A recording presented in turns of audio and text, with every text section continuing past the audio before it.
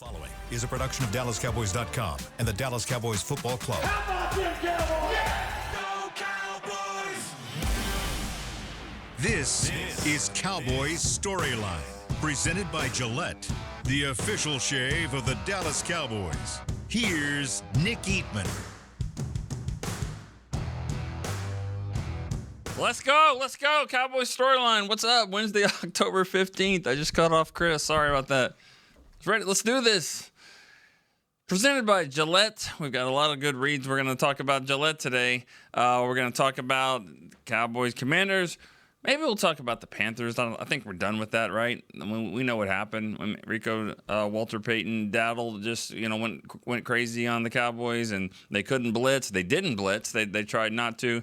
Let Bryce Young look like a Heisman Trophy winner that he was, but it looked like he was back to Alabama again. So we know that. The Cowboys lost that game in Carolina. Let's see what happens as they move forward against the Washington Commanders. It's that time of the week, Wednesday, where you're right there in the middle, hump day. Let's go forward.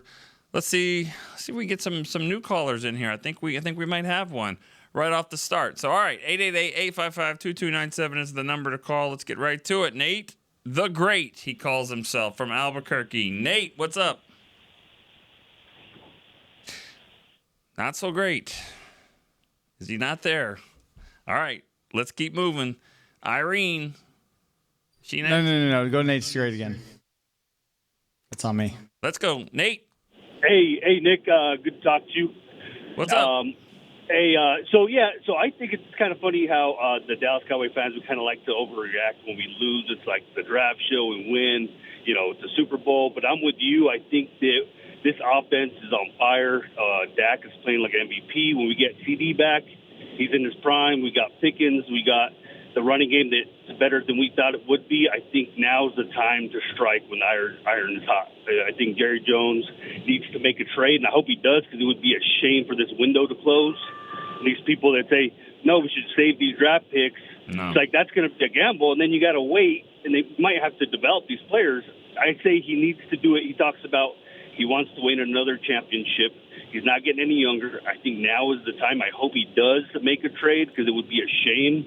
And I guess my question to you would be, I would like to see a guy like Max Crosby, if we can get him. I mean, with that energy, one guy will make a difference.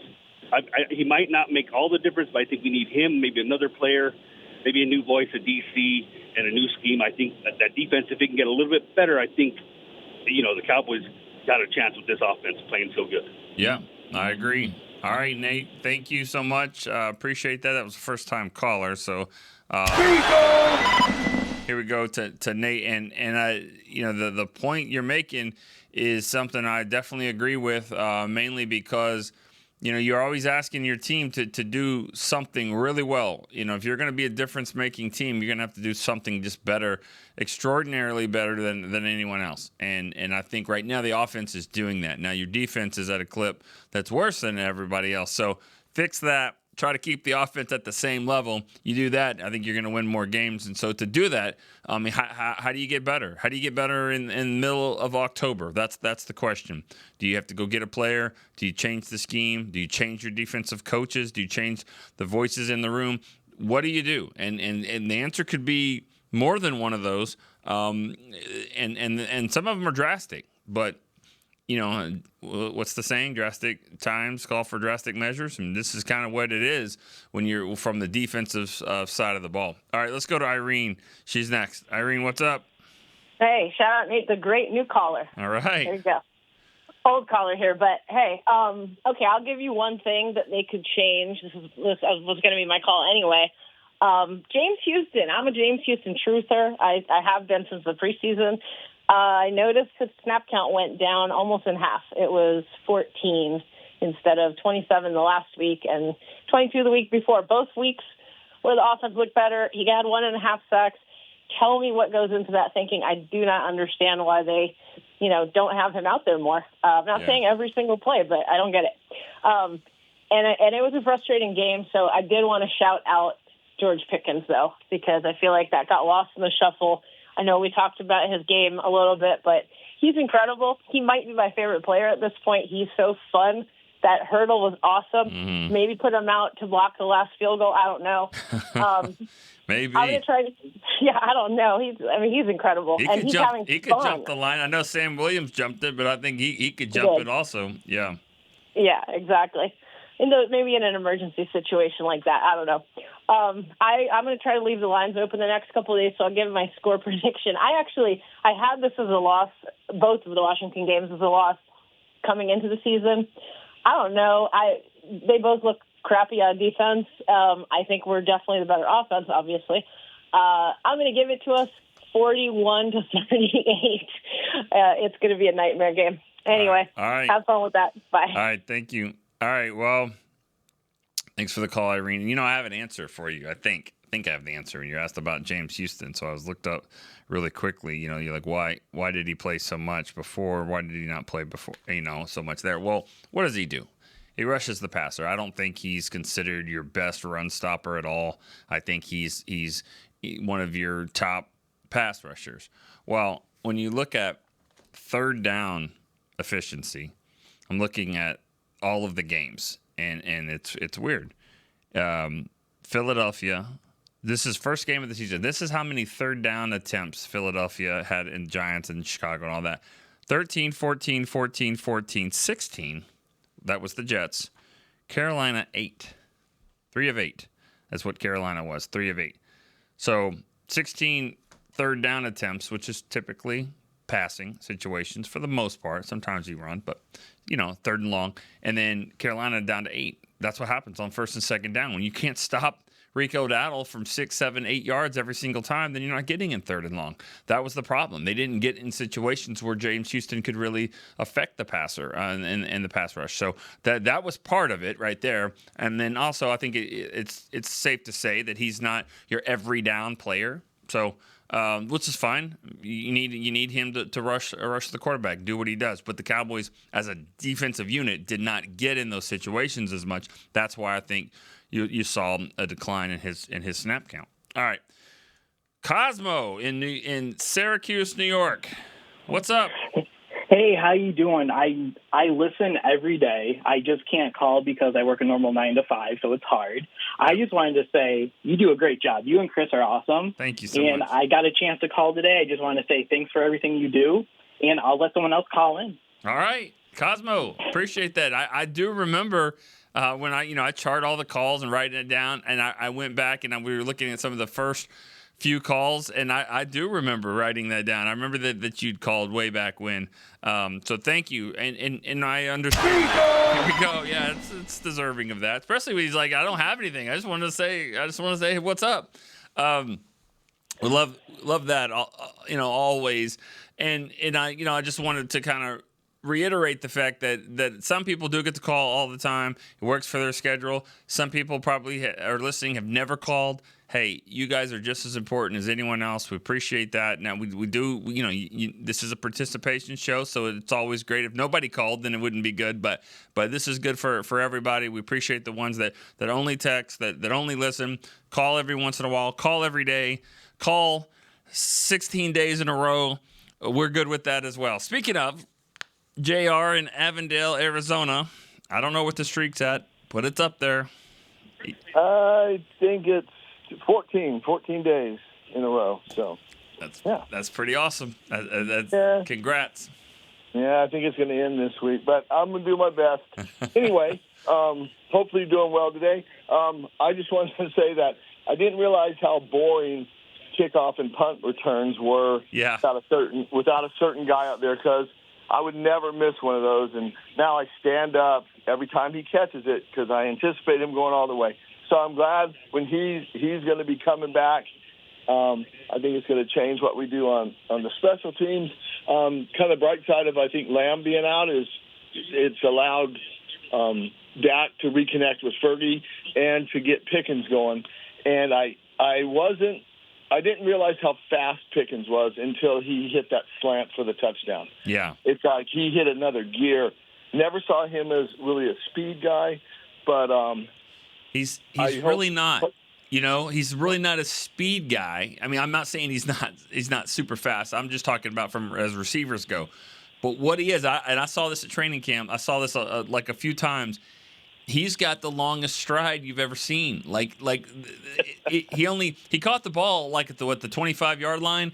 He took 6 steps to the end zone. I mean, that's what it was. It was just boom, boom, boom, boom, touchdown. And like he's got this. He's a long strider. Every time he gets the ball like over the middle, he's chewing up yardage there. So no, it's a great situation. I want to see more of that with him and CD and just see and Ferguson and just see how great this offense really could be. Yeah. One thing about Flournoy, I mean, he's not like the other two guys. He's not like CD or GP. He's more like built like a running back. So I want to see him. If you're going to run someone out of the backfield, let's let it be Flournoy. And my last thing is, what do they have to do to keep the distribution up? Because CD comes back, going to take a lot of the targets. Just want to keep all these guys in the game, and that's all I got. Yeah. All right. Have a great day, Nick. You too. See you later. All right. Thank you. Appreciate that. He's right about the excitement of Turpin.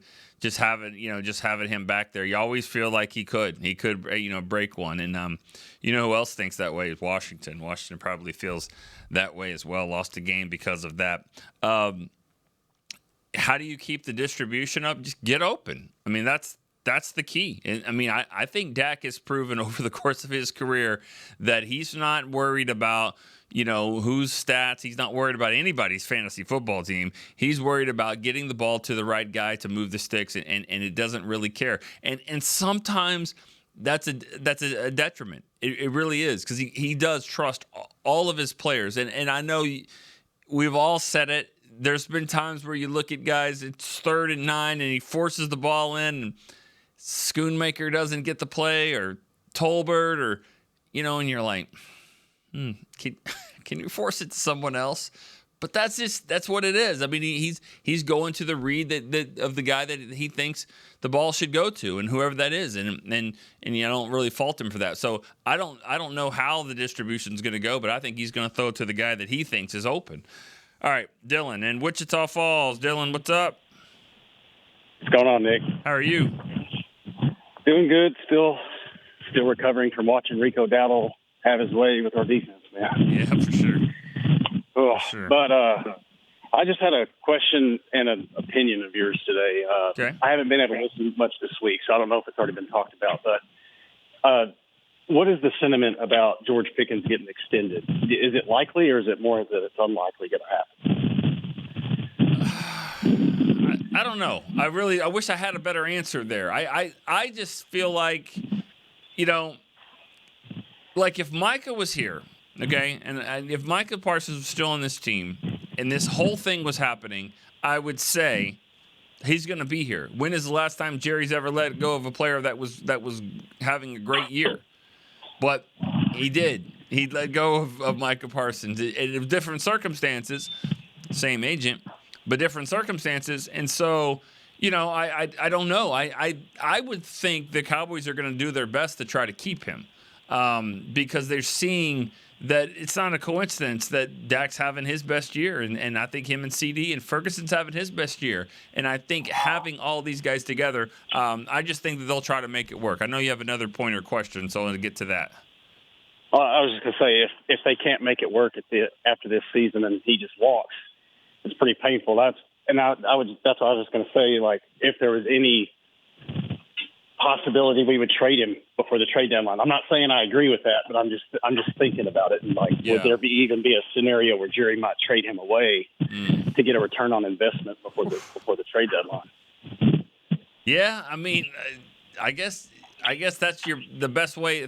Thanks for the call, Dylan. I don't know about trading Pickens away. I just said that I feel like it's one of those situations. Thank you for the call, Dylan. But I feel like it's one of those situations where, if you've got a great thing going on offense, we know this is the case, and it's got to be fixing the defense. You're still 6 games into this. You still have 11 games to go. I want to ride the hot hand on offense, see what's happening there, and see if you can kind of build off of that. So as far as trading him away, I don't know if that would be. That's not where I would go, and I think I would try to re-sign him. I think you're seeing career seasons for guys around him, and including him, and I think he's needed a situation that was better for him, and maybe a team that was built more around the offense like this one is. So I think you're seeing him thrive, and he might want to stay here as well. I'm not saying he's going to take less money. Players don't do that. They really don't take less money. I mean, there may be a case or two here and there, but they might take less money in some category, but the way it's probably spun to them and all that is that they're getting more of this and this. Like, he's going to get a big contract, and the Cowboys are going to have to decide if it's worth of him, having that contract here. But they knew that going in. I mean, they weren't just trying to trade for this year. I mean, they traded for him, a young player, to see about maybe having him, for longer than 1 year. So he'll be a guy that you certainly look at. All right, KC Joe in Kansas City. Good morning, Nick. How are you? Good, sir. How are you today? Good. Good. Hey, do you think since we got a surplus of wide receivers coming back that we could possibly trade for a defensive player to another team? Yeah, but which receiver are you trying to trade? Well, I wouldn't trade our top ones, but maybe, Mingo or Flanoy or Tolbert, maybe one of them. I don't know. What do you think? Well, okay. This is where two consecutive calls are kind of get married into one. If you're going to re-sign Pickens, then and you need a defensive guy, then I mean, I don't like trading young players away, but the only guy out of that group that probably makes any sense is Flanoy. I mean, or maybe Mingo, but I wouldn't think so. I would think you'd have to probably get rid of Flanoy. He's a young, talented player that needs to play more. He's a big, fast, strong receiver. I'm sure somebody would be interested in him. But if you're not gonna re-sign Pickens, then there's a question about re-signing him, then I'm not trading away young offensive talent either. So, I don't know if you have to trade any of these guys right now. I mean, I don't think you've got wide receivers that you would want to trade or that would get you the kind of value that you're looking for. So, it'll be interesting to see how it all shakes out. Now you do have Tolbert, Mingo, Flanoy. That's, 4, 5, and 6 right there. Am I missing someone after Tolbert? After Turpin, and then of course CD and Pickens. So you might have some guys inactive that you haven't seen in a while, but I don't know if that means trading them, because I don't think the value that you're looking for is going to be there. I think if you're going to get defensive end, you're probably going to have to trade. A draft pick and a pretty considerable one at that. All right, let's go to Robbie in Cocoa Beach. What do you say, Nick? How's your day going? Good, man. How are you? Outstanding, man. So all I hear is trade, blitz, fire the coach or DC. But that's all right. Fan the way you want to fan, right? Yeah. Well, if you did the first two things, I don't know if you would need to do the third thing. I agree with that, my friend. I definitely do. Hey, how do you think we're going to do against the Redskins or the Commanders? Excuse my language. This weekend coming up. I think it'll come my down. thought is we're. Go ahead. I'm sorry. I was saying it'll come down to the final 4 minutes of the game. It'll be close. Not again. Oh yeah, it's going to come down to the very end of the game. How does it get managed? Who hangs on to the football? Who doesn't make a key mistake? Who makes the field goal? I think this game will come down to the very end. Boy, all those things you just said, I could see us making the field goal. I could see us making the mistake. I could see us doing good, us doing bad. And I'm telling you, that's why I love this game. I'm telling you, if the Commanders had their own storyline, which maybe they have a show like that, their fans are probably saying, "I could see us doing this. I could see us making this kick." So that's kind of the nature of being a fan. But I sure love this game. I love my team, man. I'm going to root for them every week, and let's just hope our guys come back healthy, and then we get Agent Zero come back in a month or so, and we'll see what happens, man. All right. Hey, have a great day, you guys. Thank you. All right, you too. All right, let's go to Josh in Princeton before we go to break. Josh. Hey, Nick, how's it going? Good, man. How are you? All right. Yeah. So about a month ago, I called in talking about one of my favorite memories and talking about the 2009 Saints game. Yep. I want to keep that going and hit you with another one. Okay. So 2014 season opener, I was at the game, had a standing room only ticket, Cowboys 49ers. That was the year that Jerry Jones made the comment in the offseason about an uphill battle. Yep. So didn't have high expectations. Tony Romo had a terrible game. He had a 60 quarterback rating, threw 3 picks. And I remember driving home on 30, sitting in traffic, listening to the post-game show saying, and just thinking, yeah, it really is going to be an uphill battle. And then, lo and behold, DeMarco Murray went on to have a record season. Romo had one of his best seasons. Dez Bryant had a great season. And so my whole point is, it seems like it's an uphill battle now, but things can turn around. I'm just trying to be positive and have hope. Yeah. Now, I get it. That was week 1 in 2014, and we've already played 6 games, so you can't really compare. But my point is that it can change. It can turn around. Yeah, I mean, we got the offensive tools for sure. All right. Well, I appreciate that. Thank you for the call, and thanks for that reminder. I think that's good to know. You know, when you look at seasons, you know, the first couple of, first game or two, and even in this case, we're at 6 games. I mean, it's still enough time to make changes. I think a lot of people, even Dak, referenced the 2018 season, which was 3-5 at the bye week, and they, went 10-6. And actually, they were 3-4 at the bye week, and then lost to Tennessee to go to 3-5. And then won, I think, 7 out of 8. And that loss, this is what's crazy about football here. Cowboys are 3-5. They've made a trade for Amari Cooper. They're trying to turn things around, and they win 7 of their last 8 games. But the one loss was a 23-0 loss at Indianapolis, where they just did nothing. They had won 6 in a row and then go in there and lose that game. So football's crazy in crazy ways like that.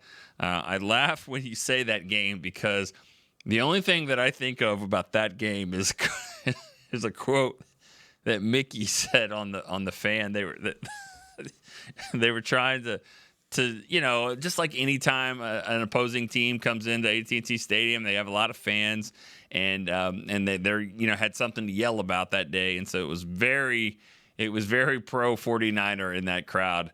I don't know if it was 50-50, but it was pretty close, and that color just popped out. And I remember them asking Mickey, there was a lot of red in the stadium, and he goes, "Well, define red," and I don't know why that just is funny to me because that was Mickey. Mickey's got an answer for everything, and that one was, well, define red. I mean, I don't know what was red to you. It was 49er red. That was the definition, and they won the game. But as Josh's point here is that Cowboys turn things around, and even though it's been 6 games, look at the NFL right now. I mean, who's good? Think about that as we go to break. Who's really good? Who's a really, really good football team that is absolutely running away with anyone that can win every single game and is not going to lose? You find that team. That's what makes this season going to be very interesting. Let's go to break here on Cowboys Storyline. Be right back after this. Altec Lansing has been perfecting sound since 1927, bringing you decades of audio excellence to elevate your Dallas Cowboys tailgate ritual. Equip your next pregame with the Sound Rover 180 with 6 hours of playtime, built-in microphone, multicolor light modes, and a rugged exterior that's built to last. Visit alteclansing.com/Cowboys15 for 15% off your Sound Rover 180. That's alteclansing.com/Cowboys15 for 15% off. Altec Lansing, official audio partner of the Dallas Cowboys. Cowboys fans, when it comes to navigating the ever-changing world of tax, your business needs a partner it can trust to tackle even your biggest tax challenges. Ryan is the largest firm in the world dedicated exclusively to business taxes. Our team of tax professionals has local expertise in all areas of tax and can help you uncover savings opportunities you didn't know you had. Learn more about how Ryan can improve your overall corporate tax performance by visiting Ryan.com. Ryan, the official tax partner of the Dallas Cowboys. Crown Royal and the Dallas Cowboys are bringing back the Royal Rig for Season 2. See it in action at AT&T Stadium on Thanksgiving Day, where the Dallas Cowboys take on the Kansas City Chiefs, and around Dallas on November 26th and November 28th. Visit crownroyal.com to see where else the Royal Rig is stopping this NFL season. That's crownroyal.com. Please drink responsibly. Back to Cowboys Storyline, presented by Gillette, the official shave of the Dallas Cowboys. This segment is presented by Yeti. Officially licensed Yeti Cowboys gear is now available at Stadium Pro Shops concession and on Yeti.com. Yeti. All right. Need to bring my Yeti in here a little bit more. I'll keep it on my desk. Make sure no one takes it from me. All right, I hear that. That's a thing. Let's go to the phone line. Dylan in Northport, Florida. Dylan. Hey, Nick. How you doing, man? Good, man. How are you? I'm good. Thanks. So, kind of a big picture call today. A lot of people talking about, and even today people have been talking about it, trades and what to do with Pickens and all that. And that it's just, they're in such a weird spot right now because of Dak's age and his contract and how much longer he's potentially got.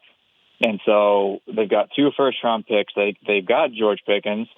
I don't disagree. If you're not going to sign, that's a decision they have to make right now. Are they going to do everything in their power to sign him or not, right? Because if they're not going to, I don't want to wait 2 years for a 3rd or a 4th-round comp pick to come through. Right. I want that second, whatever you're going to get from him, I want it now. So if you're not going to do everything you can to sign him, trade him away now. If you are, then that's great. I think they really got to consider finally attacking free agency. I know we all want it, but with Dak's age, they've really got to attack free agency this next year and capitalize on the last 2 or 3 years they have of his deal, because they might not have him again, depending on how the rest of his contract goes and his age. I know he says he wants to play into the 40s, but they're in just such a precarious spot with everything that's going on that they need to consider carefully today, right now, moving forward. I know the front office does, because that's how front offices operate. They think 2-3 years in advance, but they need to consider specifically with George Pickens what they're going to do with him right now today, before the season's over, and I hope they're doing that. Yeah. Well, I'm looking at the franchise tag, potential franchise tag numbers. Yeah. And they're kind of all over the map, because I'm seeing maybe around 25 million, and then the projection is 28. I was hearing close to 30, but I think the bigger issue with the tag is if George Pickens does everything right on the field, everything right in the locker room.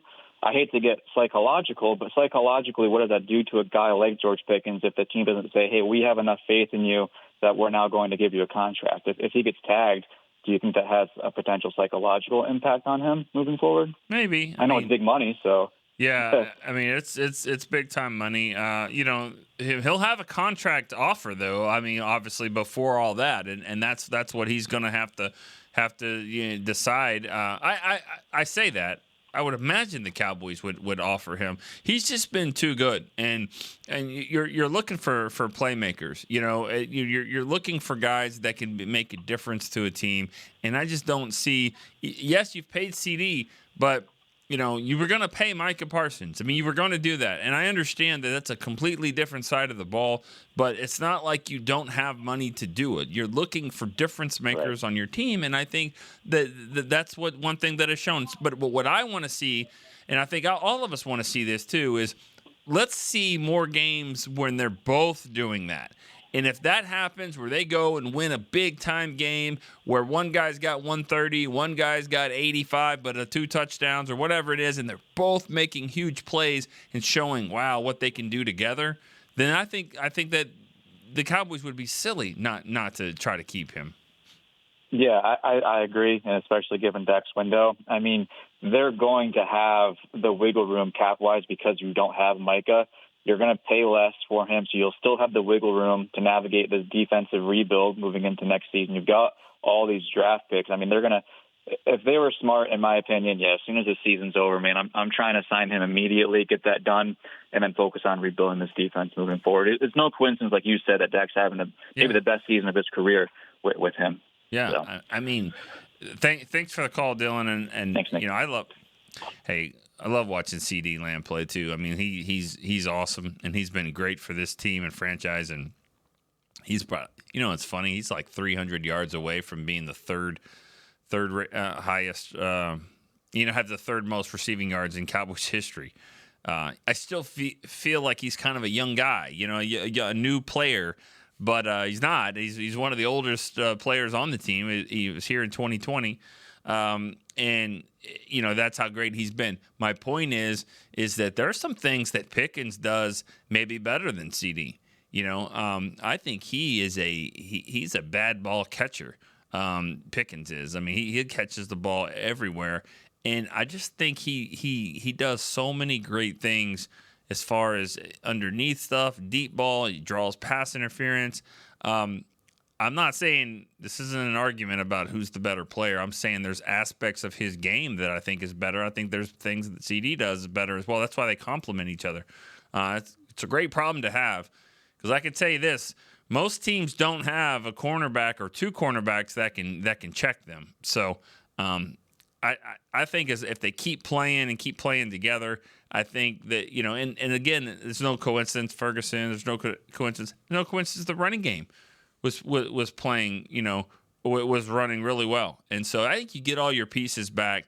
I think you're going to have an unbelievable explosive offense that I think the Cowboys are going to try to keep that intact for one way or another, to try to do that. All right, let's go to Rick in Webster, Massachusetts. Rick, what's up, man? Hey, Nick, how you doing? Good. How are you? Still recovering from being sick over the weekend and everything, but all right. Physically sick or Carolina sick? Physically sick. All right. Well, that's real bad then. You probably dealt with both. A couple of things. One is agree. I don't agree with doing anything with Pickens. I would say just either sign him or franchise him, tag, and then sign him. As you said, we were going to give Mike $40 million. We can give Pickens $30. So that saves us $10 million right there, and you still got your 1-2. But as far as right now, there was a odd thing going. How about I know they probably won't do it, but how about moving Wilson up to be a linebacker?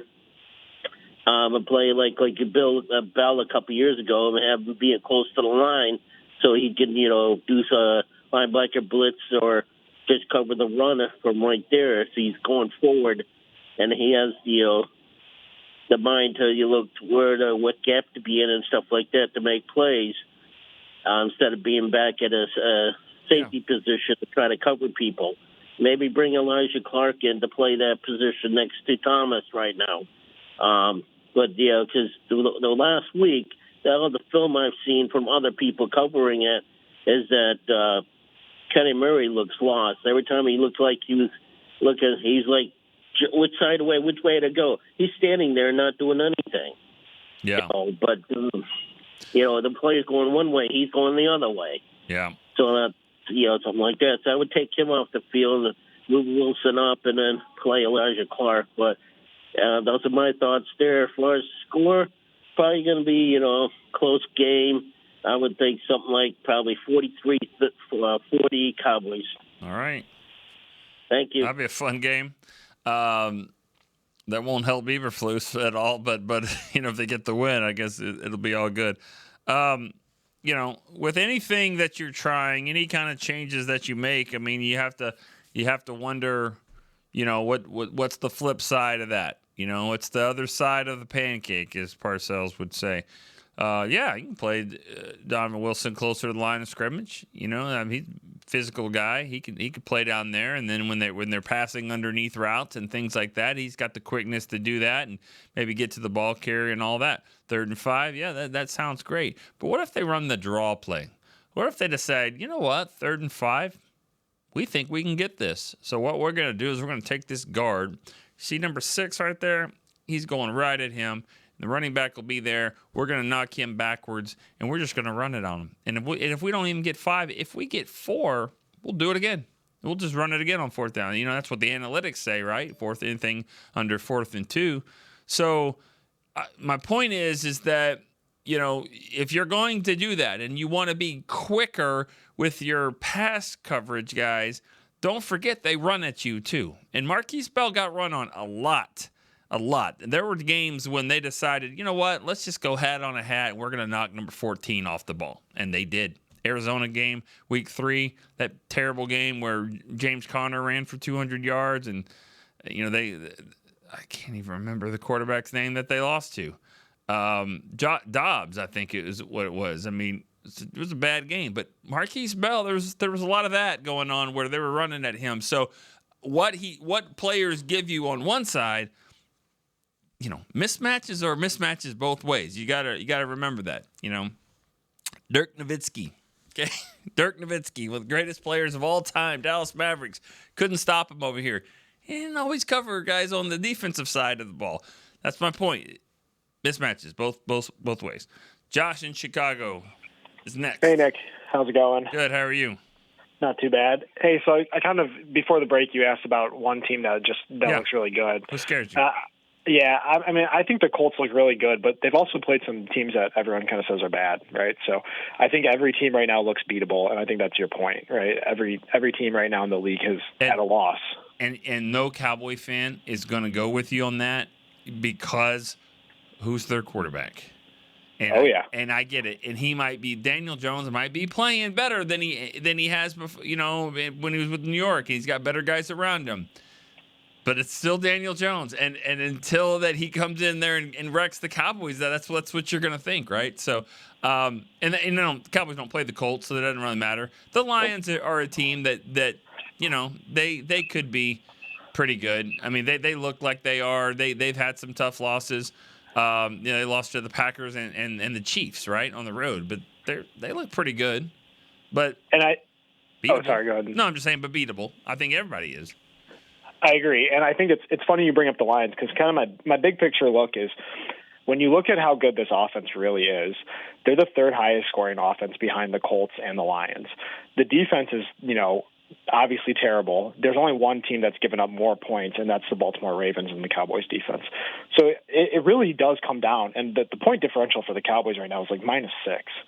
So if you really do get just a handful more plays from the defense, this could really be something.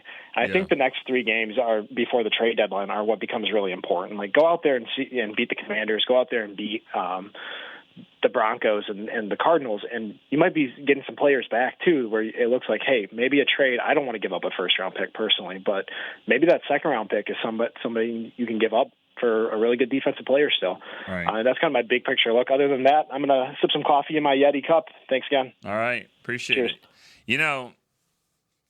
It's all right there. It's all everyone. Nobody's out of anything right now. But, I feel like the Cowboys have a pretty good team, especially on offense. Got to fix some things on defense. But you look at the standings. I mean, there's 16 teams in the NFC, right? 16 in each conference. And there's 12 teams that have a better record than the Cowboys right now. So out of the 16, when you look at playoff picture, if they put a graphic on the screen and all that in the hunt, I mean, the Cowboys would be way over here. I mean, I don't even know if they would even make the screen. There's 12 teams better than the Cowboys. And so you got to get in that top 7. It's going to be tough. There's no doubt about it, especially with this is the time of the schedule that they, you've got to get wins like that. You had to get that win against Carolina, but they didn't. I mean, so you can't harp on it, but those are the kind of games that you got to beat. And one of the teams that's ahead of you, is Carolina at 3-3. I mean, because they beat you. So that's that would be another team that you would be ahead of there. So Chicago as well. All right, Chris in Saratoga Springs. Let's go to Chris. Hey, Nick, how's it going? Good. How are you? Not too bad. I think we'll be fine. I think we got to win this game, obviously, against Washington. Big game, division. My opinion the last 25 years is we've had 2 outstanding quarterbacks, Romo and Dak, and we're kind of squandering their careers with our terrible defenses. We really got to pick it up. I think if we can pull out a move this next couple of weeks like the Ravens did when they signed Roquan Smith, I think that would be huge for our defense. We need somebody like that. Yeah. If we can't get anybody like that, I would just keep the draft picks. And an earlier caller said about trading my boy Flanoy. I would definitely not move that kid. I think he's outstanding, and I think that would be a mistake if we move somebody like him. I don't think anybody's going to want to look at Tolbert or Mingo for any kind of trade opportunities, but I think defensively we need a game changer on defense. I know we're getting Demo back, like I said before, but I think if we can pull off a move like the Ravens did with Roquan, I think that would really, really help us. What are your thoughts on that? Yeah, but I agree with you. I mean, you're going to have to give up a pretty good draft pick, maybe a second-round pick, maybe the late first or whatever. But for a receiver standpoint, like that, the reason why I even mentioned Flanoy, I wouldn't want to trade him either. But teams get to decide what the trade goes. You have to both agree. So it's going to have to be a young player that somebody else would want. So to get something good, you usually have to give up something, and that's the only reason why I would mention. But I'm not doing that if I'm not signing Pickens. I mean, I got to get him signed if you're going to do all that. I mean, you got to secure your future there at wide receiver. All right, let's take a break here on the storyline. I'll be right back. Discover Aiden, the official luggage partner of the Dallas Cowboys and Dallas Cowboys cheerleaders. Known for top-tier engineering and craftsmanship, Aiden offers more than just bags. Originating from Australia and designed in New York, it merges fashion, design, and culture. Used by Dallas Cowboys players, staff, and the entire organization, Aiden provides style and functionality for all travelers. Visit AidenTheBrand.com and use code AidenXCowboys for 25% off your purchase. Travel like your favorite stars with Aiden. All right, Cowboys fans, this one's for you. Gillette's Best Shave has a new look this season, and they've got one that sticked out in Cowboys colors just for us. We're going to want to run, not walk to this one, y'all. The new Gillette Labs official Dallas Cowboys licensed razor isn't just Gillette's best shave. With 50% longer lasting blades and fusion, it's the best a Cowboys fan can get. Get it while you can at Gillette.com/NFL. Gillette's Best Shave is also available as heated. Back to Cowboys Storyline, presented by Gillette, the official shave of the Dallas Cowboys. Guys, if you play Fortnite, there's an all-new Cowboys kickoff quest, Secret Red versus Blue, powered by Lenovo. Search the map code 2679-7442-3940 at Fortnite.com. Chris, you play that? You going to play Fortnite there? Cowboys kickoff quest? I may. You might do that. All right. Maybe you can, let me know next time you play. I'll let you know. I haven't played, I haven't played in a while. I haven't played in a while either. There was a time we'd play a lot every night. I mean, together we'd get like 20 kills. I mean, I get 2 and he get 18. But whatever, it's a team, right? It's a team. And there's no all finger about the pointing. team. There's no finger pointing in Fortnite. Not. Okay, No, one got the offense. I was kind of the defensive side of Fortnite, but that's fine. Chris in San Angelo, what's up? Hello, hey, Mr. Nick, how you doing, sir? I'm good. How are you? I'm doing well, thank you. Hey, I was thinking about something. Back when the Cowboys made the big trade, the Micah trade, do you know if they had to be thinking of maybe one person who's going to really, take a chunk out of that production and help? Maybe they're thinking group, but they might have been thinking, okay, this guy's going to surprise, and that still could happen. I'm just wondering who you think they might have been thinking of. Ezeraku.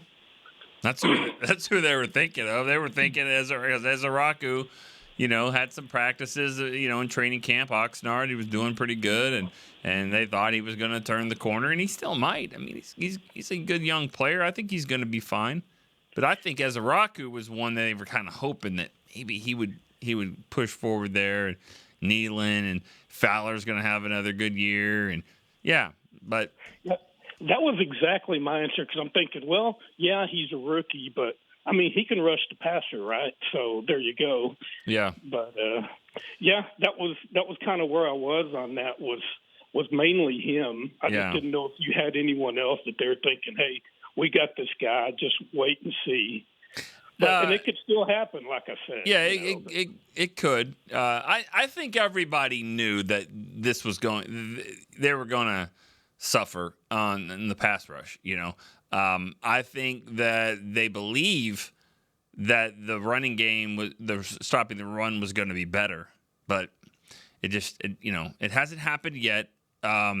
We've seen some holes there in the running game last 2 weeks. Of course, the last one was atrocious, but still had opportunities to win the game, and that's because of your offensive production. And so you need to lean on that and try to make these tweaks on defense to get better and make a few more stops. All right, Emory in North Carolina, I'll be our last caller. Emory, what's up?